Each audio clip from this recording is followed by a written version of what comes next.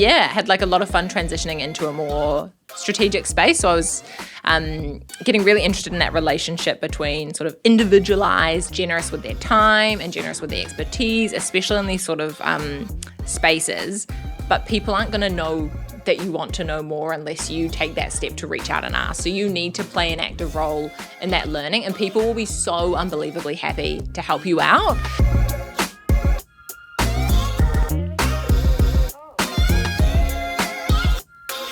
Kia ora e hoa koutou, haere mai, ki te kōrero, te ara whānui ki te rangi, ko Oscar tōku ingoa.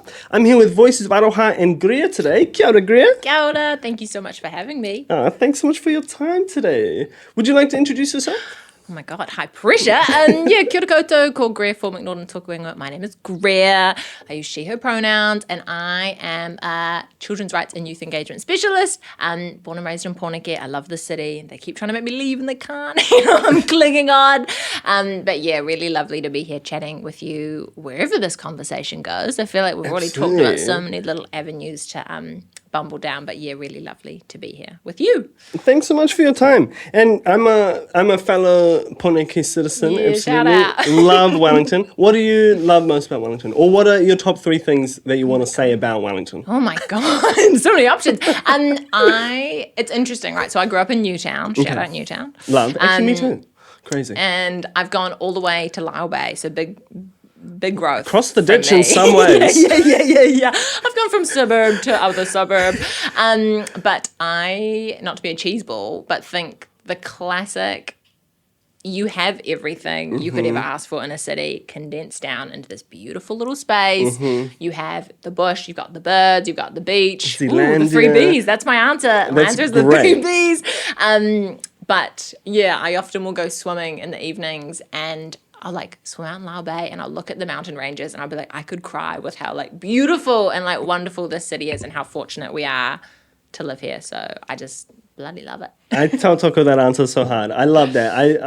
I love that we've got the beaches right there. Right. We've got all of the Zealandia forests nearby. Yeah. Not every capital city has like lush forests and nature reserves built into the city. You know, the harbour's just there. Yeah. And the mountains in the distance when they sometimes get snow-capped.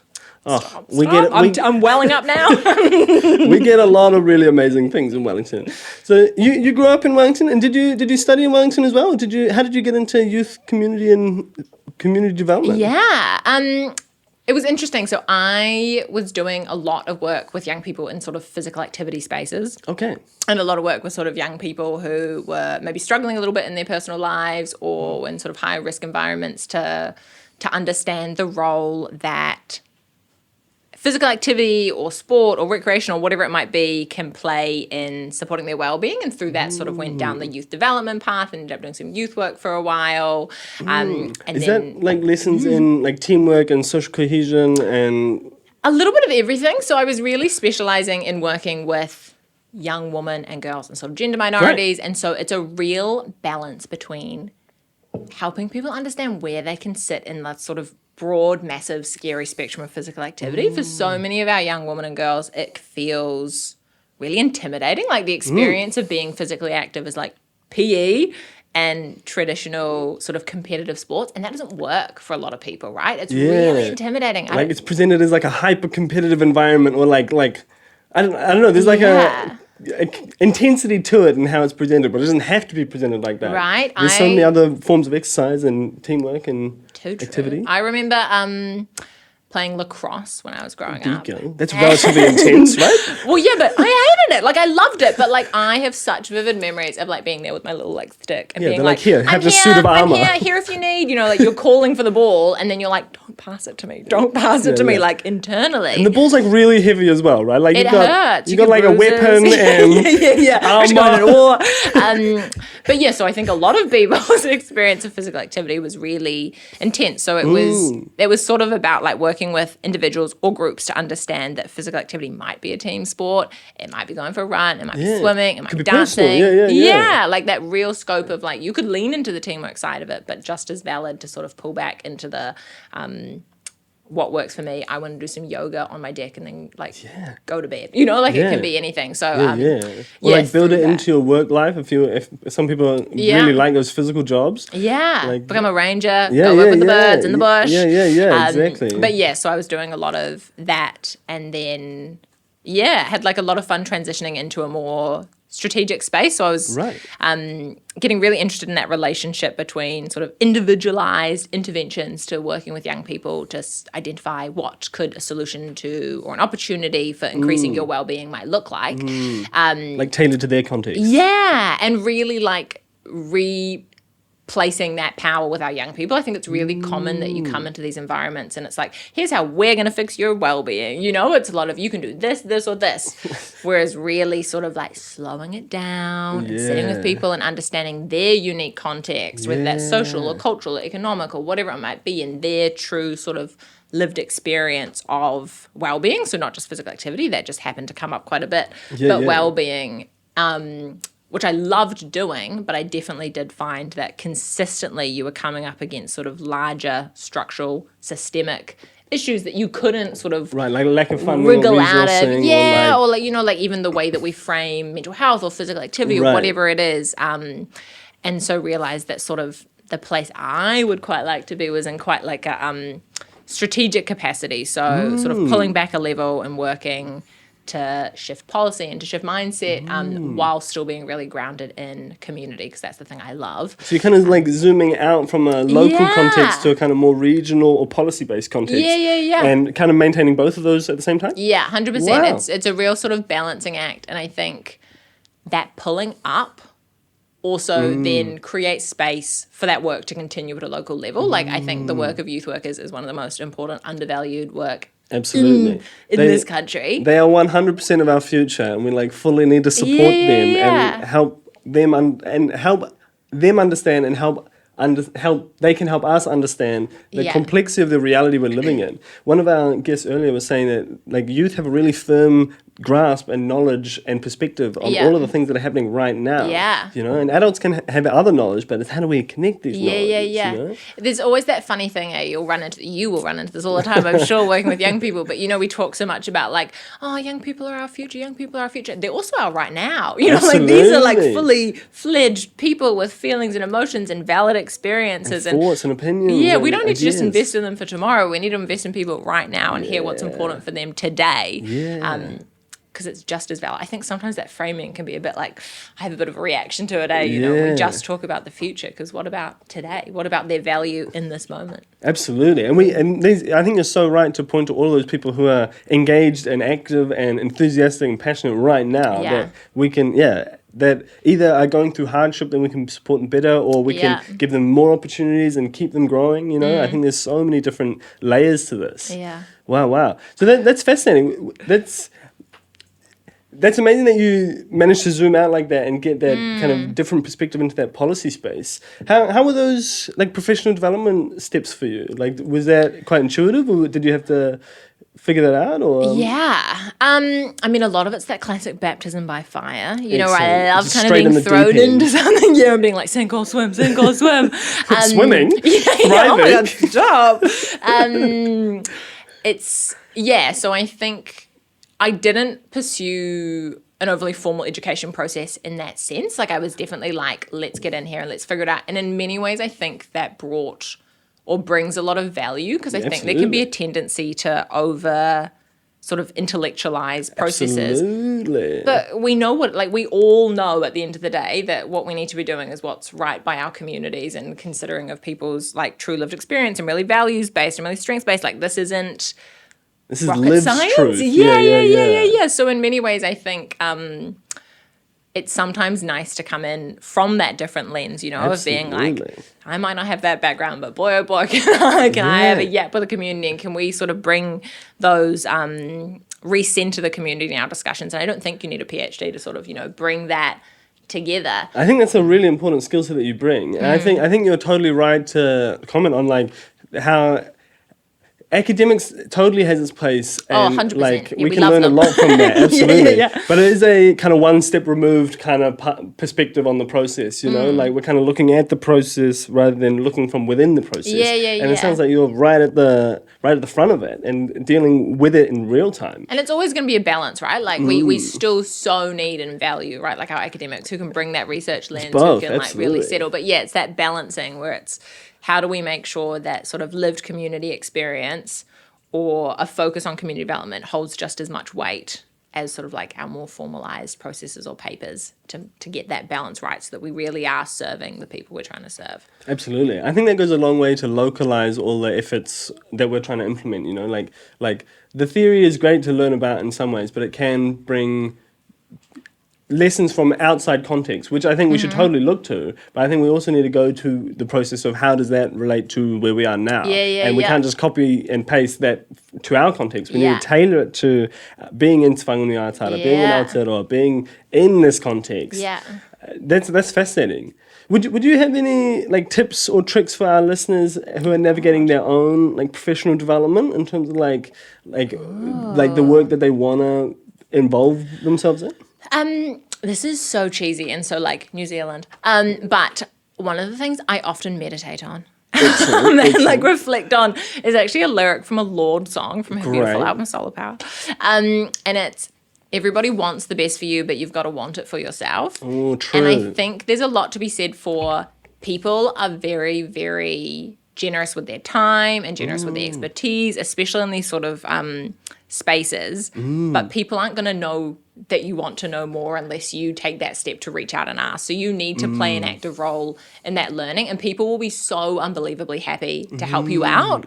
But you sort of have to do that first thing. You have to put your sort of take the first step, and then other people are able to join you on that journey. But yeah, I think like it's get just your name badge in the room, you know. I think that's so interesting. I think that like there's so many events out there, and I think so many people are like, do I go, do I not go? And I can see why it would be scary to step into those new spaces. But I think once you go there, you're so right. Like the people are so receptive. Like you'll see, the more you go to those events, the more of those same people you'll see, and the more of those communities grow. And you can start small, you know, like hit someone up for a coffee, you know, like I'm such a sucker for like asking so many questions and like every meeting or like, you know, getting coffees with people. That's important.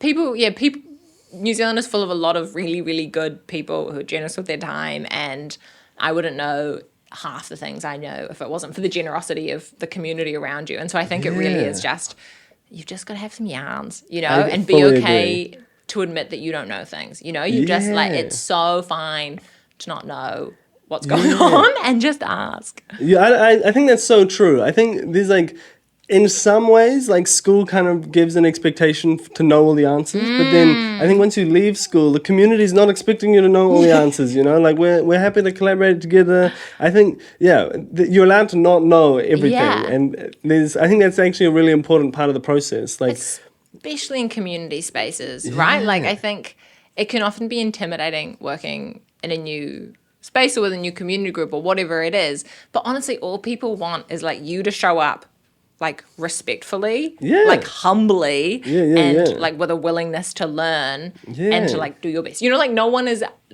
community groups can, or different pockets of our community can be sort of protective if you haven't engaged with them previously.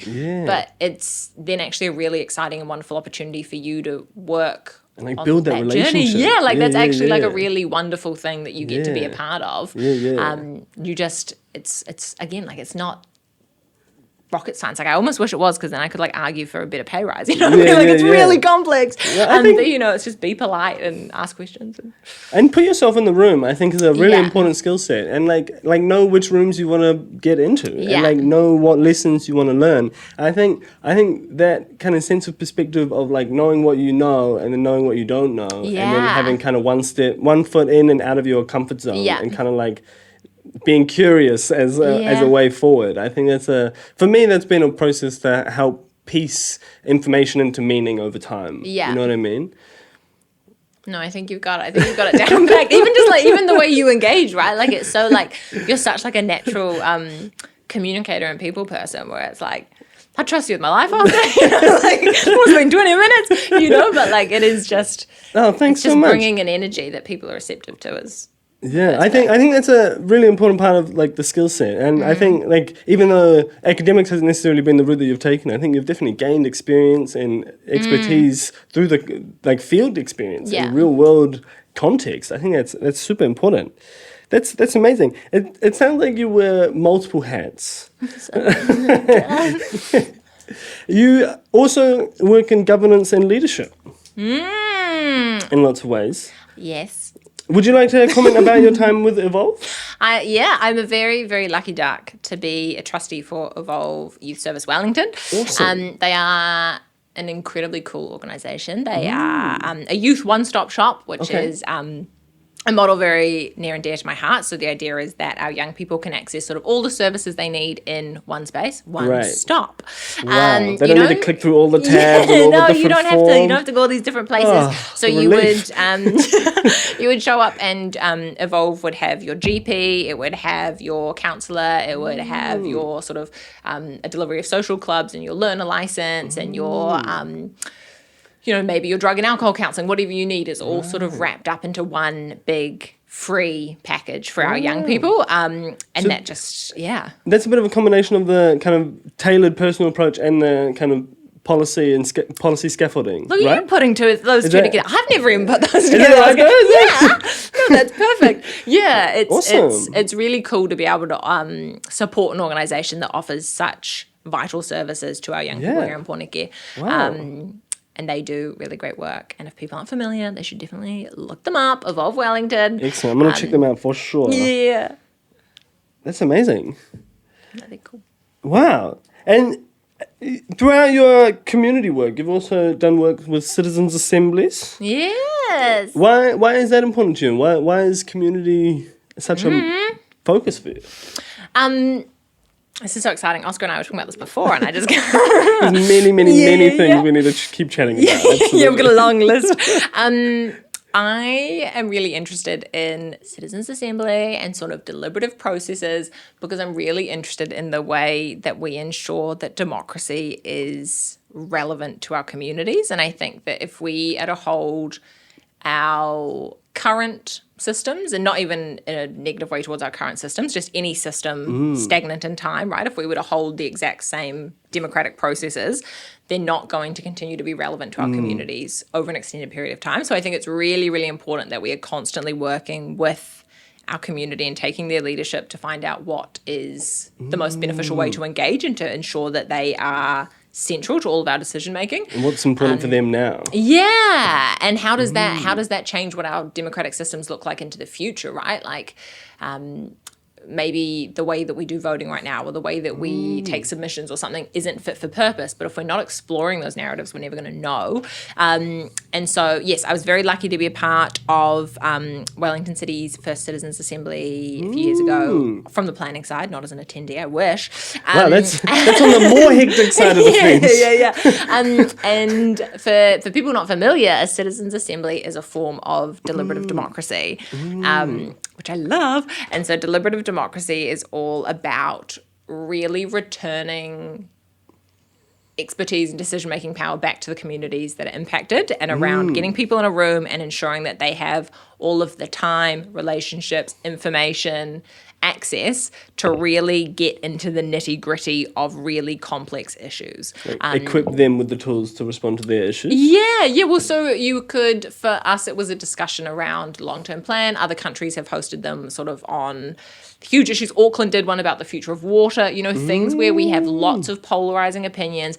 Often the information is really complicated. So something like a referendum might not be appropriate because people might go on a emotional response to an issue rather than an educated response. Like Brexit is a potentially relevant example. Who said that? So it's about making sure that people have a diverse range of people. So ideally a representative group from the community, like representative in terms of demographics and things, are able to come together and access the information they need and spend time with each other, hearing each other's perspectives to come to a solution that will have a better outcome than a externally removed sort of expert group might have, like Right. experts are going to come to a different level, a different outcome, potentially than our community might come to when Sure. they're equipped with the same resources.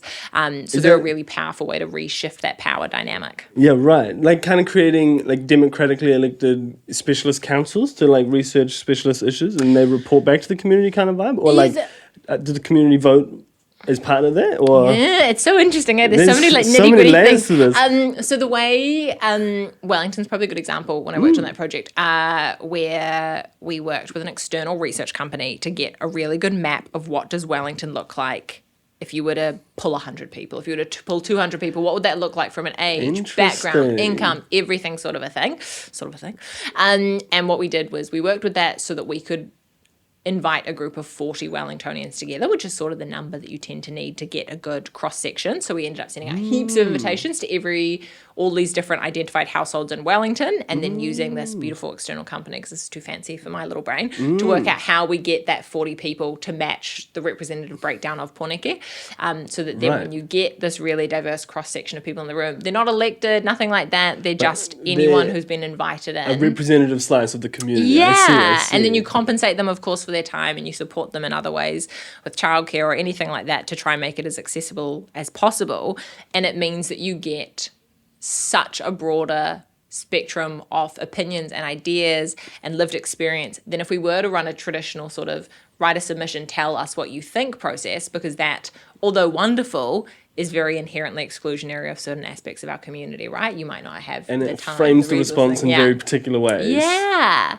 So it's kind of Fascinating. cool to play with where does that power sit, and then you just, I think it's fascinating. I think that's an amazing example of like continuing to dream how we can develop our systems. Because like I think democracy often gets touted as like this is the political system we're in. Like of all of the ones we've had so far, I like democracy the most. It's got a lot of things going for it. But I think at the same time we need to like not stop that like societal imagination of like how else could we develop. I think democracy is definitely the best we've got right now. But like what else, how else can we better support our society, or how else can we better exercise that kind of citizenry agency? Yeah, it's like we love the concept. We're like, we love the concept of democracy. Love it. What processes do we need to make sure that it's active and relevant today? How do we keep updating it? Because if we lose relevancy, then we lose trust in our systems, and then chaos breaks out. We have a breakdown. And if absolutely. I think democracy also runs the risk of being quite a slow process, or like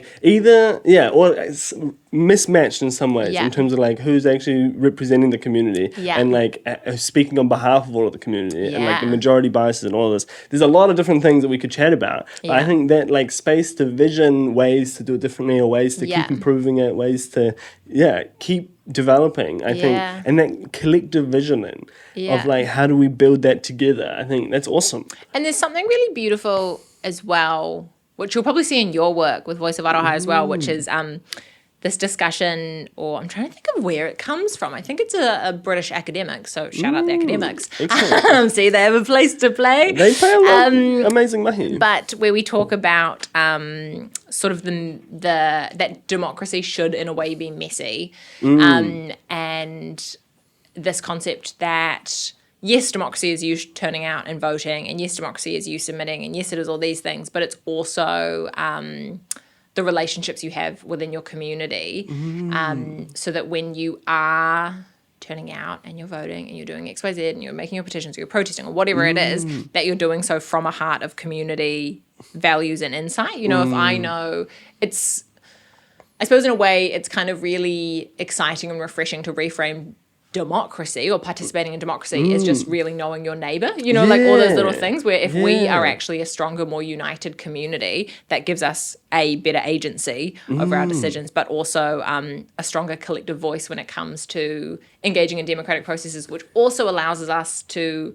advocate on behalf of those who maybe cannot engage in the current processes while we work to shift the processes to be more accessible to all. But I just think there's something really interesting in the way that just being in community is sort of a radical response to systems. Yeah, especially to the systems that we're heading to at the moment that are really individualist, they're really isolating. Yeah. Like the community is almost a radical idea, Yeah, but yeah. I think that there's so many answers that can be found in community. Yeah. Like I'm so grateful for the community and the people around me in my life. Like I've learned so many different lessons and been inspired by so many different parts of the community. Yeah. They've definitely helped catch me and mentor me. And, Yeah.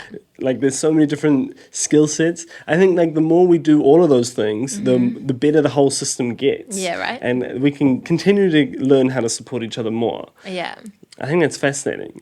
There's so many things about you, Mahi, I'd love to keep chatting to you about. How do we, in this day and age of how like everything is really hard right now, there's a lot of different challenges and a lot of different hardships and no shortage of stresses. Yeah. How have you navigated challenges and resiliences in your life? Wow, I feel like we're in a job interview now, Oscar. I'm sorry, that's Are you going to ask me for an example of managing conflict next? I guess that's one for our listeners who are kind of building that professional development pathway. Yeah. It's really interesting. Because, and again, I feel like you'll relate to this, Oscar. But I think sometimes when you work in kaupapa that's really important to you and often related to equity or justice or well-being for communities or anything like that, it can be really hard to like turn it off. You know, like in terms of like you feel like the work is never done. Absolutely. The work is so much bigger than the worker. So much bigger. And so you want to keep working always and you want to kind of keep delivering on these things and finding new ways to work. And you're never working hard enough because if someone says take a break, it's hard to be like, yeah, but I guess we'll just forget the children, you know? Like yeah, we'll just pause that for a bit. You put so much sort of, it's easy to put a lot of weight on yourself. But I think remembering that you are, I hate the term useful, but you are able to contribute really strongly to these causes when you are rested and you are well. And you sort of running out of fuel is in some sort of non-intentional but like martyr way is actually often more damaging to yourself and also to the cause as a whole because you can't keep that sort of steady consistency and you can't step into positions of mentoring or you can't keep things ticking along. So being able to... it's kind of like playing the long game, kind of like restoring and taking the breaks when you can so that you can keep going. Yeah, and it's like an awful capitalistic way to say this, but you're sort of more valuable the more rested you are, you know, in terms of you can contribute in a different way. And I don't like that framing because it sounds a bit, mine you for work. We've got increased capacity, though, there we go. When we do recharge the battery. Yeah, I think that, and then a balance between also like, you have to, it can be so hard, and I sympathize a lot with lots of friends who do work that is really tied to your identity, but you need to also make sure that you have things outside of the work you do. You know, you need to have like silly little things that you can shut off with because that allows you to stay active. When you show up, you can show up. You know, you're not burning the candle at both ends, or you know, or just keeping the candle burning. Yeah. I love that idea of like punctuating the professional and the personal in terms of like even if they do overlap and like if your work really inspires your identity, I think also building in those other human elements that are important for the person and not necessarily for the professional in terms of like the spa days and the hobbies and the friends and the socials and the brunch. You got to build in all of those things so that you can come back to the professional with all guns blazing. Yeah, 100%. Firing on all cylinders. I think that's fascinating. Can I switch that and ask you a question as my interviewer? Okay. What's your thing that you do outside of mahi that fills your cup when you're not doing your masters and all these things? Yeah, I'm a dancer. Are you? I'm a dancer. So whenever... Oh my God. Whenever Keep I us get on the dance floor later. Yeah, absolutely. Exactly. After the karaoke, dance floor. Absolutely. Yeah, I love dancing. And, like, I think about it on a lot of different levels. Like, I love the, like, physical element of it, but also the kind of, like, mental clarity of it as well. Yeah. And the kind of like thinking one step ahead kind of vibe. Yeah. There's a lot of things that I love about that. And skating as well. Yeah, like skating is the closest I've got to flying. Really? And that's Yeah. really nice. That's, Yeah. That's lovely. That's your bird time. Yeah, right? exactly, Cut it loose. exactly. Shred in the streets. Oh, That's so it. That's cool. it. And actually, shout out to Wellington, because Wellington is like an underrated skater city. Yes. I don't know, like the skater community know about it, but for Yeah. y'all who don't know about it, Wellington is an apex skater city. One way. Oh my It's ideal God. downhill and it's rough skating uphill. Your own new marketing campaign for the city, eh? Somebody get this man in contact with Wellington NZ. Well, I'd love to do like a museum exhibition of like all the skate routes in Wellington, and like you could grade them like a ski lift. You know, like these are the blue ones. If you're starting out going on the Yeah. waterfront, it's lush. You know. Oh my God, let's once we wrap up, let's talk, because I know who to put you in touch with. Okay, Actually, I have okay. perfect. My little, you know, when your little community brains start clicking, Yeah, you're like yeah, connect. I think that's the thing about community, is that once you start putting the pieces out there, it starts Yeah. to connect and gain speed and gain Yeah. momentum and gain collaborators and supporters. And I think, that would be my advice to anyone who's looking to get involved with any of this mahi. It's just Yeah. like, get involved, do whatever you want to do. Yeah. Do that, and do the things that you're actually interested in. Like, Oh my if God, you, 100%. there's no point trying to like run up a mountain that you're not interested in. No, But not unless you're gonna skate back down. Exactly. But if you actually want the view from the top, then go for it. Get that experience. I think that's super exciting. Yeah, cool. I guess we've got two last questions. Would you have any other advice for our international and young listeners, either in Wellington or further abroad? About mahi stuff or just anything? I think let's go both. Okay, both. That's a double question. I